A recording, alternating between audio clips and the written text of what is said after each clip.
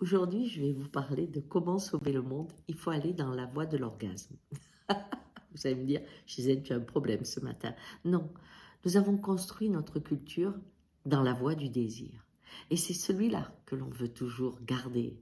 Hein. Même sexuellement, on dirait il faut augmenter le désir, il faut faire durer le désir, il ne faut pas arriver tout de suite à l'orgasme, c'est pas possible. Hein. Du coup, certains n'y arrivent plus. Mais on le fait pour tout. Ce désir que l'on doit maintenir, ce manque essentiel, on l'a dans notre façon de penser. C'est toujours le futur qu'on ne peut pas attraper. C'est ça le désir. C'est-à-dire, j'ai ce poste, ben j'irai à ce poste. Si j'ai pas de projet, j'angoisse. Ou alors, il n'a pas d'ambition. Ou se contenter de si peu, mais c'est pas possible. Vous voyez, c'est péjoratif le contentement. Alors que l'éternelle quête, ça a de la valeur. Et donc, nous avons créé la société du manque, la société de consommation, qui détruit tout et ne rend pas forcément heureux. Cela mène à une hystérie, à une course vraiment suprême, à une excitation du cerveau constant qui cherche toujours à vivre autre chose. Mais le contentement, celui qui passe par le corps, est important. Nous aimons nos feux de paille, et moi j'aime mes feux de cheminée,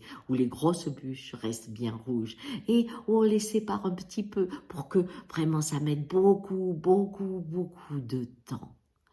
Et quand on vit le contentement, c'est-à-dire qu'on aime et qu'on désire ce qu'on a, eh bien, on rentre dans l'intense parce que chaque jour se révèle autre chose. Dans le lien avec une personne, dans le paysage que nous avons, chaque jour. C'est comme si nous enlevions un voile et qu'on va encore plus loin, encore plus loin.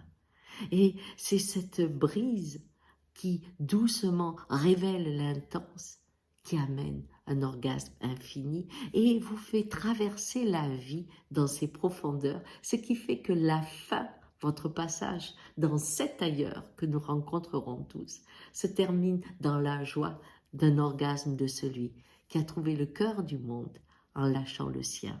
Alors devenir un roi du cœur et pas un roi de puissance, parce que lui, il lui en faut toujours plus, eh bien c'est la voie pour sauver le monde. Pourquoi?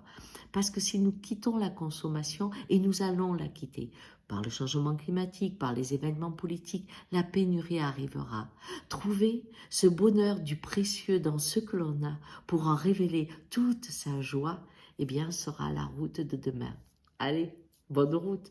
Et après tout, la voie du contentement, si on y met l'orgasme derrière, ça doit donner envie, non? Ciao!